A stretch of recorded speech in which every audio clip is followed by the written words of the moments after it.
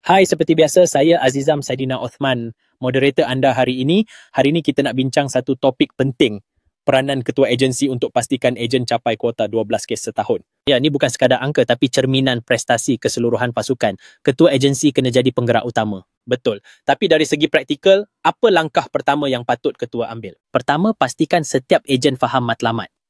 Jangan hanya umumkan sasaran, terangkan kenapa penting. Komunikasi itu kunci kan?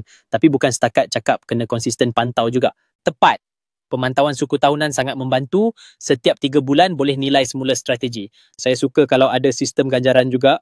Bila ejen capai target, beri pengiktirafan. Setuju.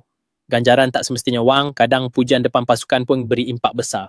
Tapi bagaimana kalau ada ejen yang tetap tak capai kuota walau dah diberi tunjuk ajar? Masa tu ketua kena duduk berbincang satu-satu. Kenal pasti punca, kemahiran, motivasi. Kadang-kadang ejen rasa tercicir sebab kurang bimbingan. Ketua kena jadi mentor juga. Betul tu. Mentor yang aktif boleh ubah gaya kerja ejen secara drastik. Ejen juga ada peranan untuk dalam situasi ini. Ada juga ketua yang terlalu fokus pada angka sampai lupa nak bangunkan potensi individu. Itu silap besar. Pembangunan ejen adalah pelaburan jangka panjang. Jadi peranan ketua bukan sekadar tekan ejen capai target tapi bantu mereka berkembang. Dan bila ejen berkembang, prestasi agensi pun naik. Menang-menang. Mungkin satu cara praktikal adakan sesi perbincangan mingguan. Ya, sesi pendek tapi konsisten lebih baik dari mesyuarat besar sekali sekala.